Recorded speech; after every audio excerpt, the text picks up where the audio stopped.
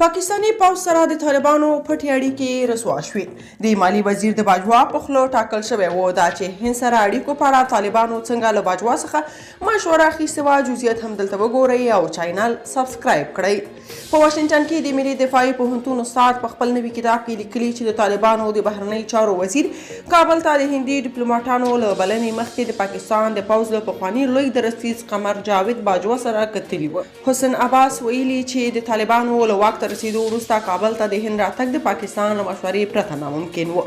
پاکستان الاصل امریکایي لیکوال حسین عباس به د روانې اونۍ په وروستۍ کې په امریکا کې د طالبانو بیرته ستنېدل کتاب خپور کړي. پاکستاني ډان ورځپاڼې په یو راپور کې د دغه کتاب پر موندنو بحث کړی دی. د راپور له مخې لیکوال په دې باور دی چې پاکستان له هند سره د طالبانو د اړیکو د ټینګولو موافقه ځکه کړې چې غواړي دغې ډلې ته د مرستو امکانات پرانیزي. د لیکوال د استدلال له مخې پاکستان اوسمهال د طالبانو د ملالي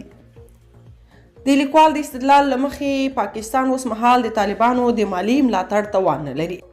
حسین عباس لیکي چې د طالبانو د بهرنیو چارو وزیر امیر خان متقي وروسته په شخصي توګه هدایت الله بدري باجوا ته د دوستۍ د لاس ورکولو لپاره ولیږو.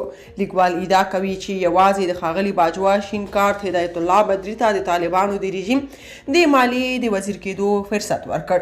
د دې کتاب په یو برخه کې د طالبانو له واکمنۍ وروسته کابل ته د ISI د پخواني مشر فیض حمید سفر یاد شوی دی. نوموړی په کابل کې د ISI د مشر د انځور خپرېدو ته په اشارې سره ویلي چې دغه پر طالبانو د پاکستان د پراخ نفوذ لوی سند دی. دواړه لورو ته زیانونه اړولي دي. حسن عباس لیکلي چې امریکایي او پاکستاني چارواکي په دې غونډه کې یوې ګډې نتیجې ته رسېدلي دي. طالبان اوس د امریکا او د افغانستان د ګاونډیو هیوادونو ملي امنیت ته اصلي ګواښ نه بلکې داعش دی.